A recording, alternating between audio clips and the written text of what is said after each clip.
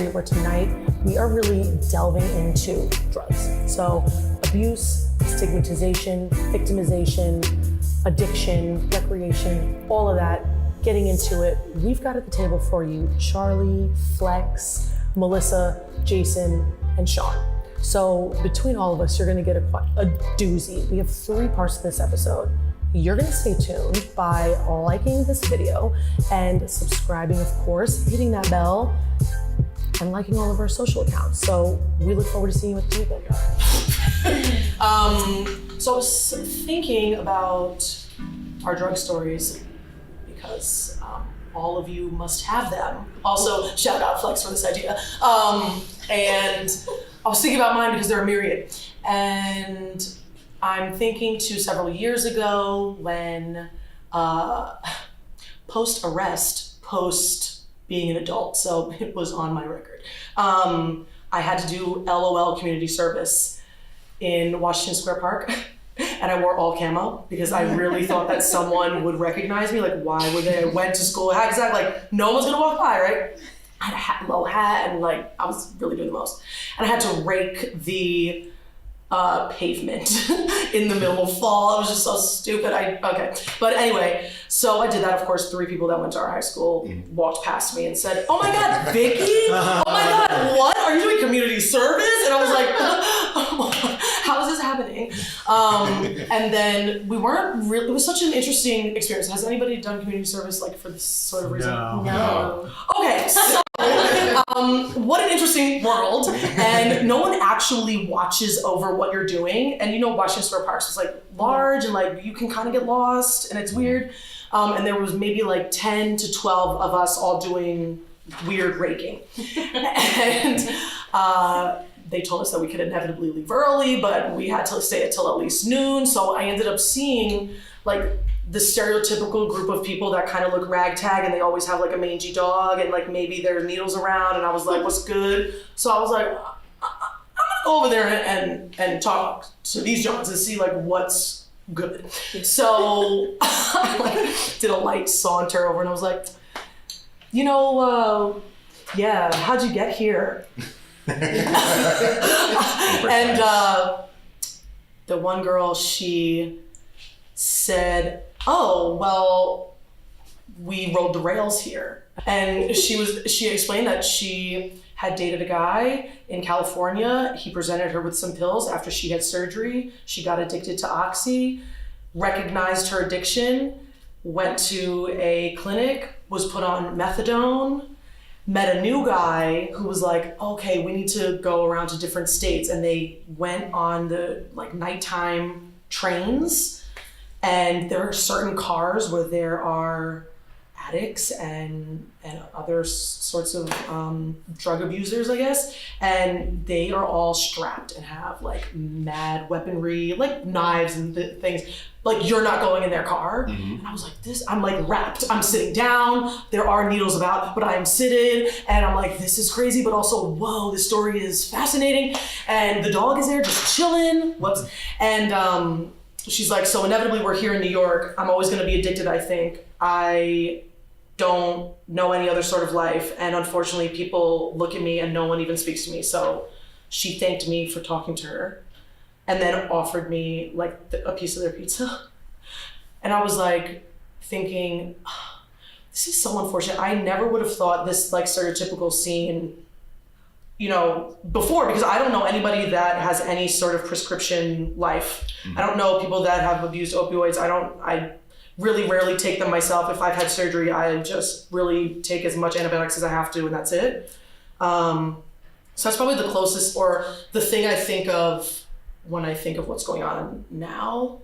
And in addition to that, you know, due to, I hate to say it, but under Eric Holder in our previous presidency, because they changed the drug laws to be drugs -2, so severity down 2 points, I was able to walk away with a misdemeanor, which for what was happening, it could not have been that, and it would have been hella bad if it was like the preceding presidency or now, right? So, and I'm brown. So like all those things are to be put into factors. So that is my story, which I thought we'd toss out.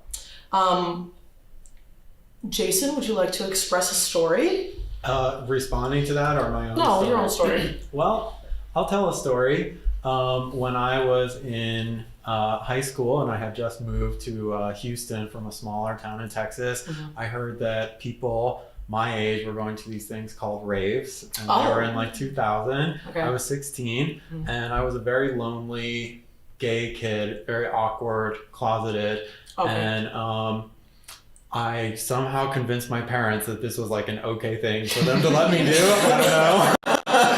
And I went to one and I took ecstasy, which, the whole idea of ecstasy is that it just releases the drug that makes you feel content and connected to other people. And that, I think, was actually the first time that I actually ever felt like I belonged.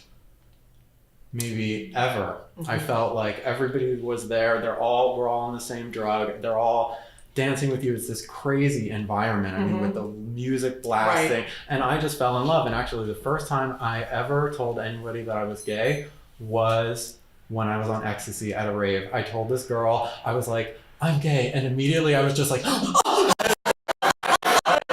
music's like, boom, boom. She's like, nobody can hear you. And it's okay. And so, I mean, for me, that was huge. And I still love techno music. I still go out dancing. And every once in a while, but in this adult way, I guess, I'll still do it.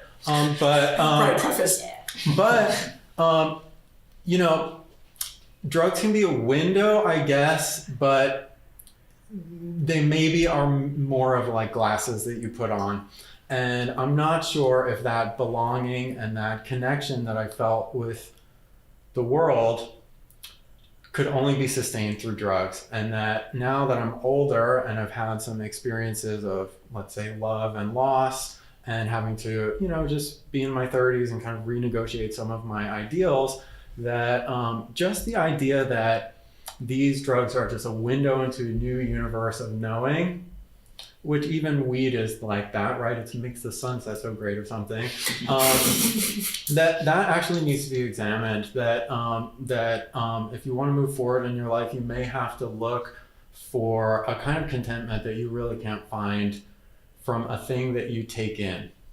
So, I have very mixed feelings about drugs because I've been there. I've seen them be fun and great, but I've also seen myself compensating for a lack that I needed to look at that.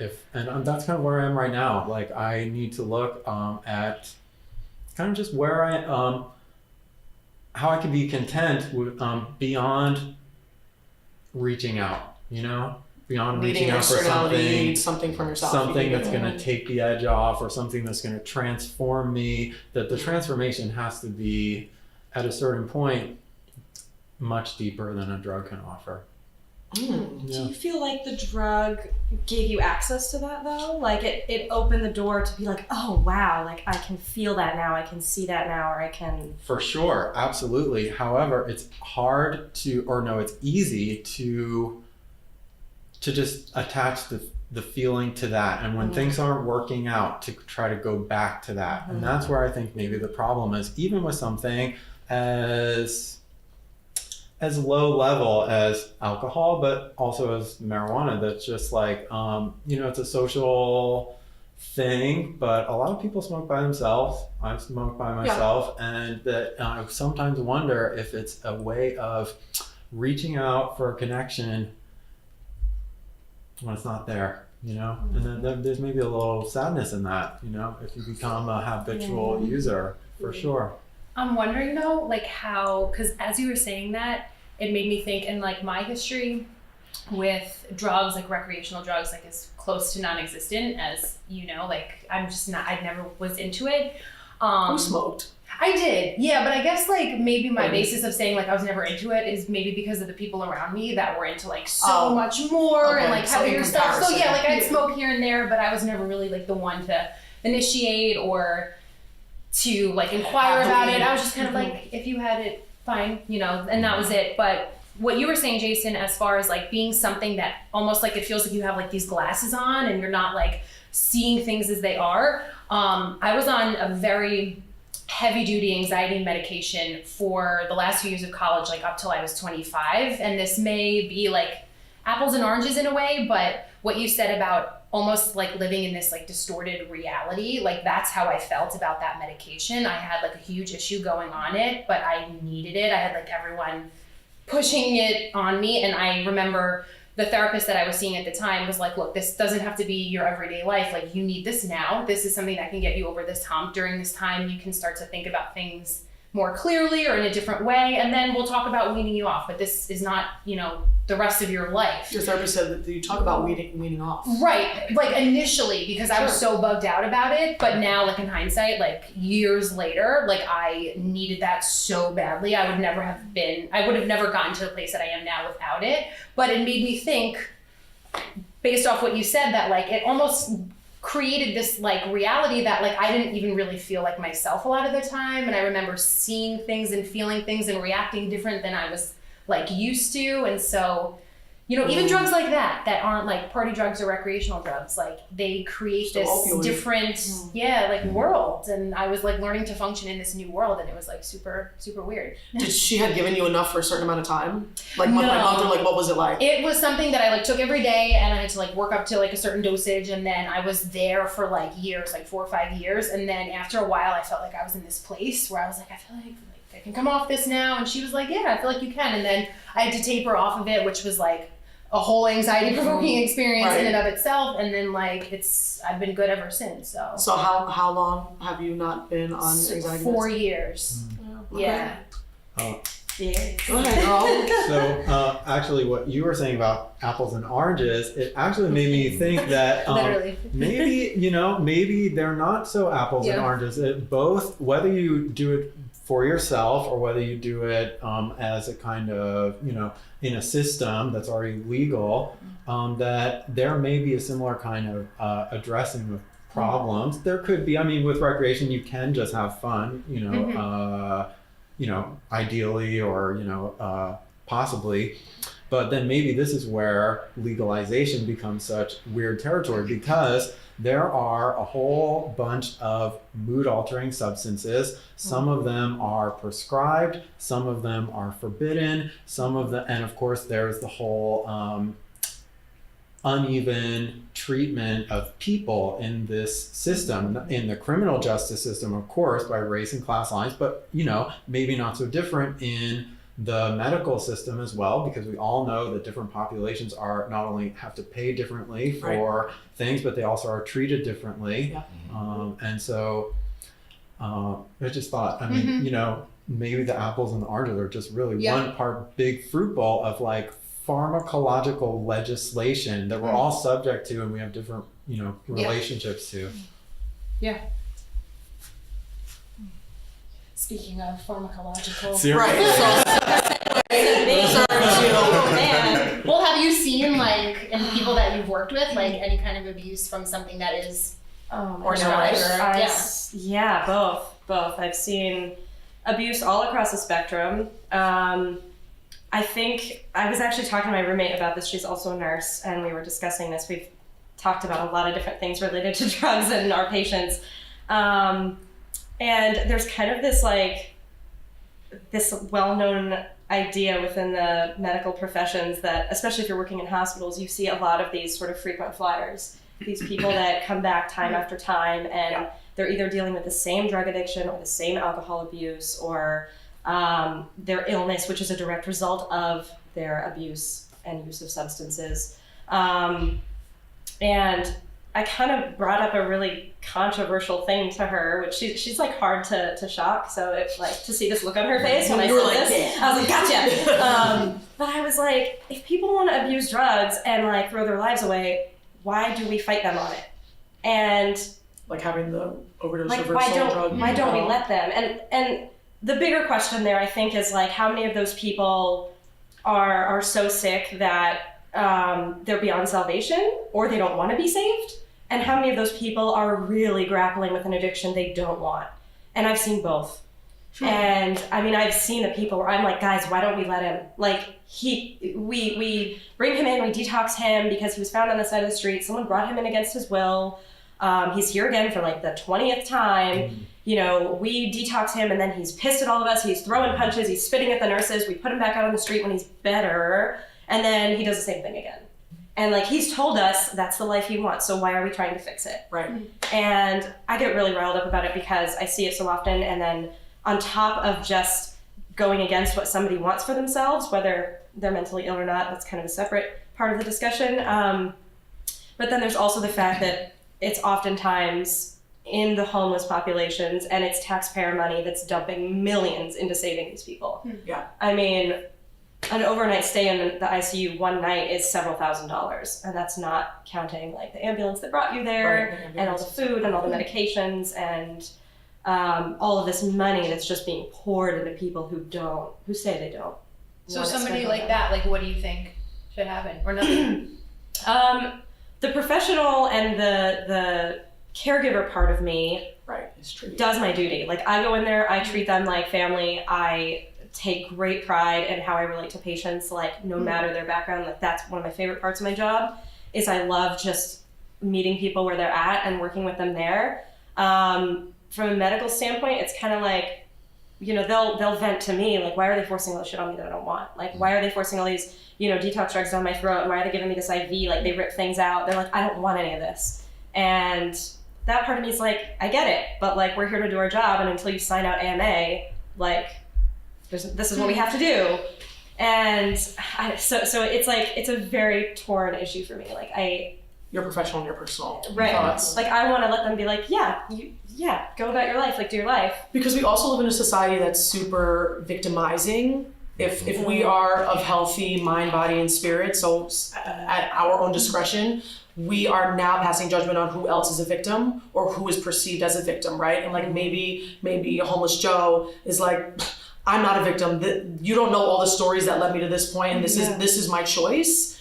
And that's something that I'm really interested in. I'm really interested that you brought that up because I think about that too. Like, I don't know, euthanasia, like people make their choices. But then I guess the other aspect of me is like, well, what about the people that, you know, thought that they were doing this one drug for the first time ever and it was like mixed with fentanyl and they didn't know and the drug dealer didn't tell them and they thought that they trusted their friends and they overdosed and like, those are the people that need the drug reversal, whatever it's called. Totally. Narcan? That's the one. That's it. I was like, I'll wait. Yeah, no, it wasn't coming. But I don't know. But what about, I guess we still have 2 stories left, but I'm curious to bookmark like the moral ineptitude or morality of placing victimization onto others when we like, maybe we should just be focusing on bettering ourselves. Yeah. So you want a drug story? Well, I know in particular you had mentioned this topic to me before, and you have I feel like you have an interesting viewpoint, and you were talking about like hip hop culture or that or your own life or whatever the case may be. Well, like here's how I always say, like I'm definitely like a recovering pothead. You know what I mean? I don't think I ever, well, and this is weed, but like I didn't smoke anything or do any type of drug probably until way after high school. Like I lived in California, I traveled the country, didn't touch anything. Probably until I was about maybe 19, and then like went from like smoking a blunt to being like, I'm smoking like 6-7 blunts a day kind of thing. Like just through like with friends, you know, like music, going out to places, you know, partying and all that. And even when it's not a party, it's just like, are you gonna go hang out with somebody? Or you got 5 on it, you know? It's kind of thing. And now I'm at a point where, you know, like if I smoke now, it's like far and few in between. It's not to say that I don't at all, because you know, it's definitely still like a thing that I battle with. But I think the biggest thing for me, at least from what I talked to you about, from at least where we come from and a lot of people that we knew, especially like young Black males, weed is like a super prevalent thing. And like the common story I hear from all of them is like depression, like relationships are really shitty, you know, their jobs are crappy. And I remember being at that same place. And I remember because it'd be like, yo, work was mad hard. I go home like, yo, I need to roll up real quick. Or like me and my girl get in an argument, I need to roll up real quick. Or like, yo, it's my day off, I need to relax. Like I'm gonna roll up kind of thing. And then it got to a point where like, I think same way certain people feel with cigarettes when they're like, yo, I don't want to smoke anymore. Like you start feeling that kind of like that self conflicting, like, yo, what am I doing? Like I kind of hate this. Yeah. I don't need this, but I'm still I doing can't stop. it anyway. Yeah, you know, and like you kind of start to have that same talk with yourself. And then I like finally took the step to be like, you know what, let me see a therapist, you know, and of course, like you cover like a whole bunch of other things, be it like family, just upbringing and all that, you know. But I think the biggest overtone for me, at least, of what changed, or it got to the point where, like, you know, he asked me, what are the things that you want to tackle? And the first thing I said was like smoking. You know, I don't know why, but I feel like smoking is something that I need to tackle. One, because I'm paying a crap ton of money for it. You know, like I'm just wasting money all the time. Right. And then two, just for the amount that I'm doing, like I'm having too many sessions where I'm just sitting there being like, yo, what am I doing right now? Like I'm smacked, like I'm high, my girl's like, yo, you stink. You know what I mean? Like, you know, and But true. yeah, you know, like after a while, it's just like, all right, am I ignoring what everybody's saying? Like this stuff has to be true. You know, if I'm hearing it for so long, it can't just be like, oh, you know, you just don't get it. You don't live it like something's going on, you know? And then it finally got to a point where like, you know, I started slowly but surely, you know, distancing myself from certain people that I knew like, yo, I would only hang out with these people because I'm smoking, Right. you know, or, you know, I'm feeling this kind of way, let me not try to do it. Let me go to the gym instead of doing it. You know, like finding proactive ways to like get myself away from the idea of smoking. And I can honestly say like since that time and even where I'm at now, like depression isn't really a thing. When was that? I'll probably say this had to be maybe like June, July. Oh, Past what summer. recent? Yeah, like super recent, you know. And even with that, like addiction is still something that like, and I call it addiction just because like there's times when I'll go and smoke, you know, like, you know, it's been a while, I can smoke, and then I smoke and I'm like, what the hell am I doing? You know, like why am I doing this? You know, like what brought me back to this? And I think it's the battle with the addiction that it's not really talked about, especially in like those cultures or you know, inner city or, you know, within people of color, definitely. Where it's like, yeah, you have a lot of people who are dealing with depression and like the first thing that they turn to because they're not seeking a therapist, they don't go to talk to anybody, you know. And if they are talking to somebody, it's like while they're smoking, you know what I mean? Like you're doing the same thing with other people who are going through the same thing. So I think the biggest thing that I talked to you about with like, you know, things becoming legal and things becoming decriminalized, what are we doing to ensure like for the people who are already going through those feelings or those emotions that once we do decriminalize things and things are, you know, completely legal, that We're providing treatment. yeah, like is there a treatment? You know, like Pete Davidson had this great stand-up that I found hilarious at the time. But like he checked himself at the time, like now I look at it like it's very true. He checked himself into a rehab because like he's an infamous pothead. Like anytime you see him now, like he's smoking nonstop. You know, and he goes to rehab and like everybody's talking about what they're going through and whatnot. And he's like, yeah, you know, I'm here for weed, and like the nurses and everybody just looked at him like, what? Okay. Right. You know, and like there's no real thing of like, all right, this is how you recover from this. This is how you detox from this. Like it's we've humanized it, I guess, so much and like made it look like a thing where it's like it's so normal that we don't talk about the actual like addiction and I think the psychological effects it has, especially on people who are already dealing with depression if they've never gone out of their way to deal with that, you know. And I think that's where I'm at now, where I'm getting to a point where like, you know, I feel a lot better about my situation and I'm not doing it as much as I used to, if at all. But then I'm still in contact with people that, you know, I grew up with that are lifelong friends that, you know, I never want to throw them to the wayside.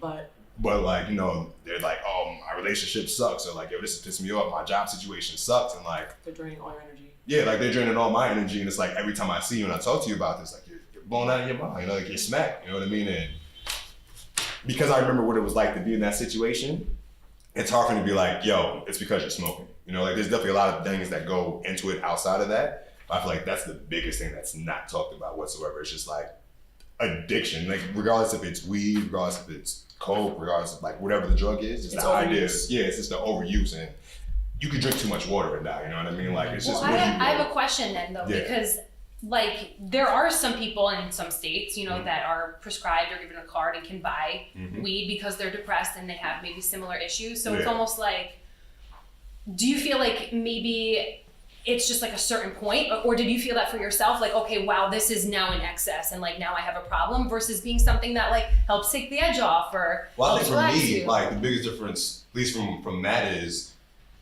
like, ain't nobody over here getting cards, you know, like nobody's getting it prescribed. We like, you can tell your doctor like, oh yeah, smoking, like, oh yeah, you know, that might work, but it's like now I know the difference if I'm going to the gym and like my back is hurting, I'm like in a lot of pain because I just didn't stretch. Then like, yeah, like a joint might help relieve that tension or like, you know, that muscle pain. But like if I'm just sitting there and being like, yo, I'm bored, or like, you know, I don't got nothing to do, or like, this is pissing me off when I smoke.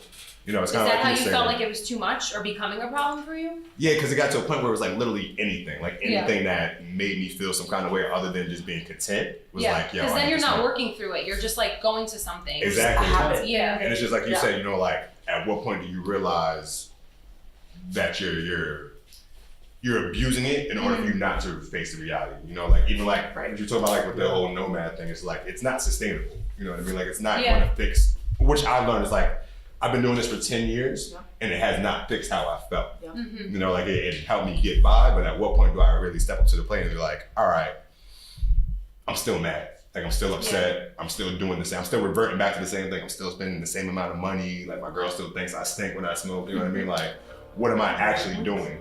You got your thinking. Yeah. You know, kind of underneath the surface, like a lot of people aren't talking about this stigma because no one wants to believe that weed is could be something that you could be addicted to or could not be medicinal.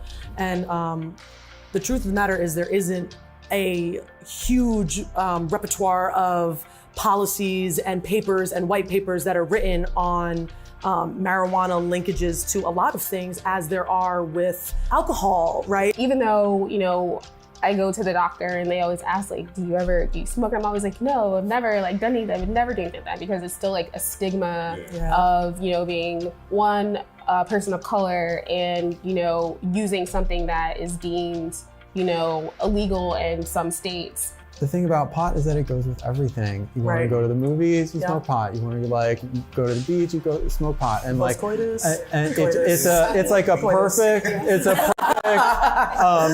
perfect connector to basically anything. And the way that alcohol is sold to us is as that, because the alcohol doesn't just sit there in the advertisement. It is being used by people as a medium of social exchange.